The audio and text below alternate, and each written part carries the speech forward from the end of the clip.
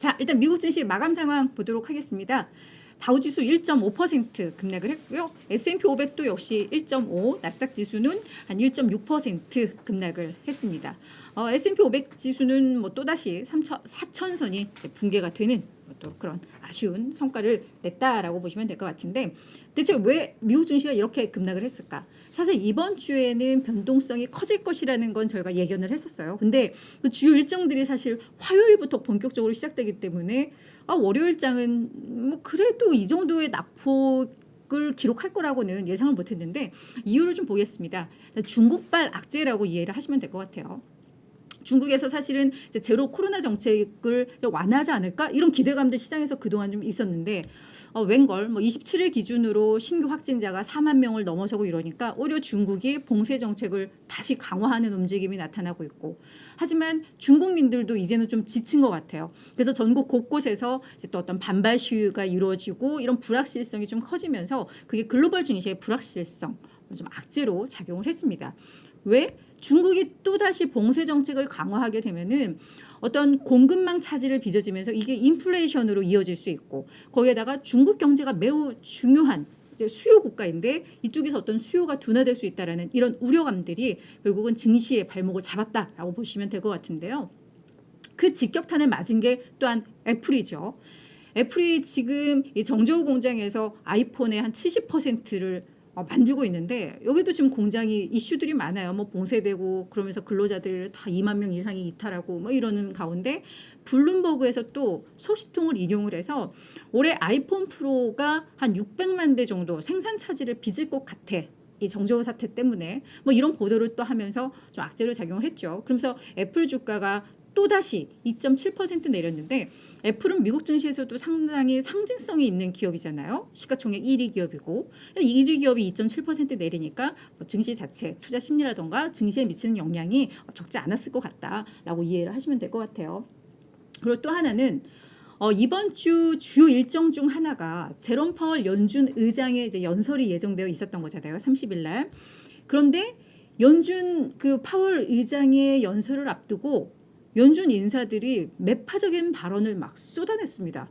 이게 대체 시사점이 뭐야? 그러면은 이제 파월도 그 연설 때 뭔가 우리가 예상했던 거와 다른 방향의 어떤 내용들을 말하는 거 아니야? 이런 불안감들도 좀 짓누른 장이었다라고 보시면 될 것 같은데, 자, 연준 인사들이 대체 무슨 말을 했을까? 좀 보도록 할게요.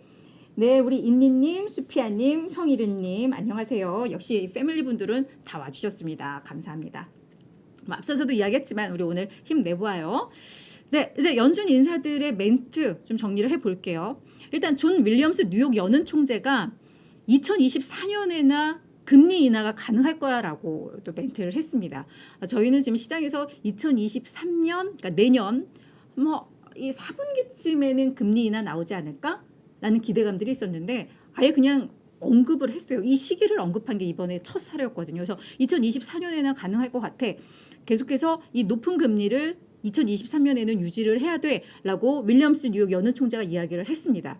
거기에 이어서 지금 이제 사진에 나오는 이 인물이 제임스 블라드 세인트루이스 연은 총재인데요. 이분 기억나시죠? 지난번에 7% 이 금리를 입에 올려가지고 시장을 혼란에 빠뜨렸던 그분인데요.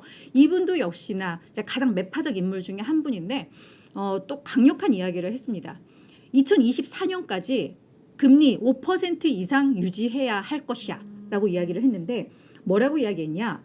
지금 인플레를 억제하기 위해서 우리 연준이 긴축 정책을 어느 정도 유지할 것인지 이 강도, 길이에 대해서 시장에서 너무 과소평가하고 있다라고 이야기를 했습니다.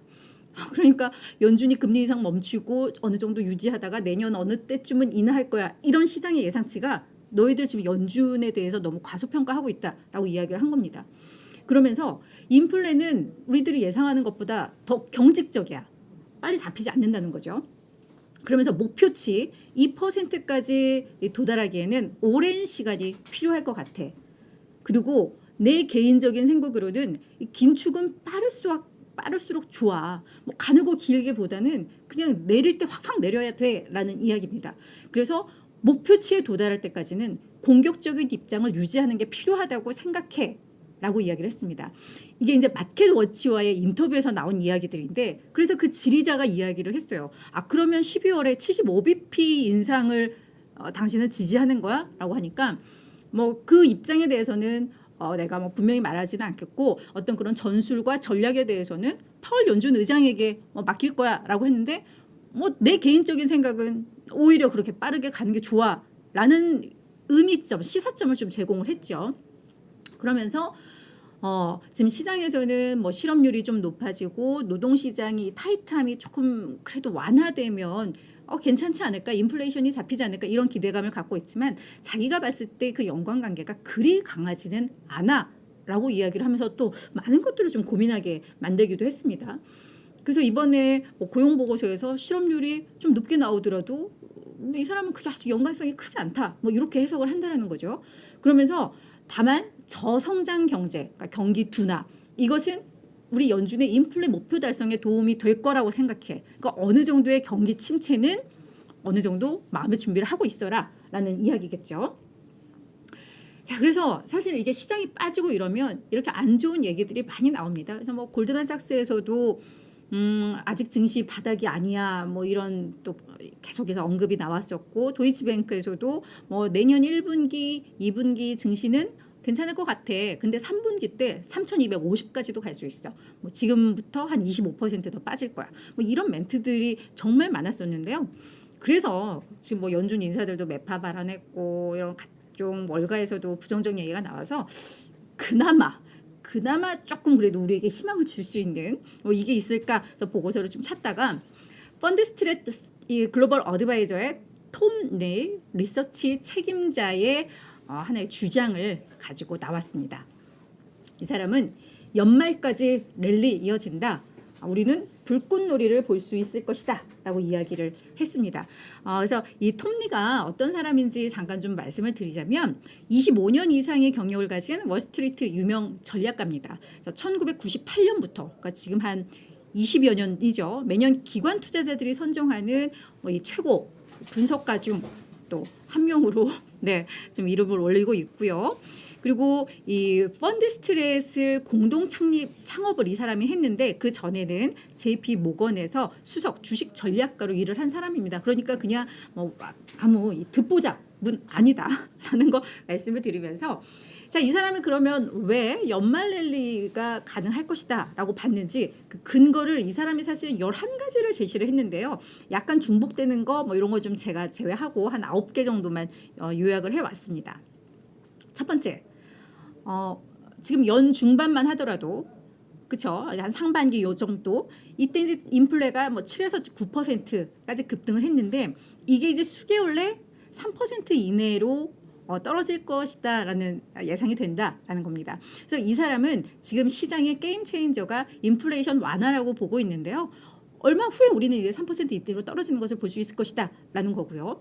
그리고 지금까지 상반기만 하더라도 러시아 우크라이나 전쟁에 따라서 인플레이션이 더 강화됐고 그리고 이 전쟁 불확실성도 컸는데 지금 이 전쟁 자체가 교착 상태에 빠졌다. 그러니까 그동안 시장을 짓눌렀던 악재들이 하나하나 해소되고 있다고 이제 비교를 하면서 이야기를 한 거거든요. 국제유가가 상반기에 75달러에서 130달러까지 치고 올라갔는데 지금은 130달러에서 75달러로 국제유가도 떨어지고 있다. 다 어떤 인플레이션과 관련된 이야기들이죠. 그리고 뭐 이런 이슈들로 식품 가격도 폭등했지만 지금 식품 가격도 이제 하락세로 전환하고 있는 것들이 나타나고 있다. 10년물 국채금리 연초에서 상반기까지 1.5에서 3.5%로 올랐지. 근데 하반기에는 4.3에서 이제는 3.7로 내려가고 있어. 라고 이야기를 했고요. 뭐 물론 상반기 금리보단 지금 수준이 낮지만 이제는 하락세로 전환을 했다라는 점. 그리고 기존에는 연준에서는 무조건 빨리 긴축을 해야 돼 라고 해서 예측이 너무 힘들었다라는 거죠. 어디까지 올릴지 어떻게 될지. 근데 지금은 연준에 대한 예측 가능성이 높아졌다. 이것도 증시에 있어서는 괜찮다라는 겁니다. 이 부분은 사실은 28일 날 현지 시간 28일이면 사실 업데이트가 된 내용일 텐데 중국의 제로 코로나 정책이 상반기에는 강화됐었지만 이게 이제 완화될 가능성이 있어라고 했는데 요거는 사실 좀 의문문이죠. 이게 다시 이슈가 다시 번지고 있기 때문에 그래서 요거는 좀 의문문인 상태이고요. 그리고 CEO들을 대상으로 미국의 주요 기업들의 CEO를 대상으로 한 경제 신뢰 지수가 50년 내 최악의 속도로 계속 하락을 했는데 지금은 이게 거의 바닥까지 내려왔다. 이미 2001년에 신뢰지수 밑으로 내려왔고 지금은 2008년 이때가 최악이었는데 거의 그 수준까지 왔다는 점에서 이게 그걸 바닥이라면 이제는 또 올라가지 않을까? 뭐 이런 점을 들었고요. 하나는 금리가 계속 올라가면서 우리들이 얘기하는 이런 빅테크주, 고가 주식들이 주가가 오히려 그때부터 하락을 하면서 시장을 짓눌렸다면 이제는 충분히 하락을 하면서 이제 가격 매력이 높아졌다. 이런 점들을 들어봤을 때 연말까지 랠리는 올 것이고 그런 악재들이 이제는 약간의 순풍으로 전환하고 있다라고 하면서 그래도 시장에 대해서는 긍정적으로 이야기를 했습니다. 근데 이런 전망이 뭐 내년까지 간다라는 건 아니라 사실 연말까지이기 때문에 지금 뭐 시장에 대해서 부정적으로 이야기하는 뭐 골드만이든 도이치든 연말 전망이 나쁘지는 않거든요. 그래서 그런 측면에서는 약간 애매하기는 한데 뭐 이런 논리라면은 내년 증시에 대해서도 사실은 이런 괜찮은 전망을 이어갈 수 있다라는 것도 되거든요. 그래서 이 내용은 계속 업데이트되는 것들을 제가 좀 한번 보도록 하겠습니다.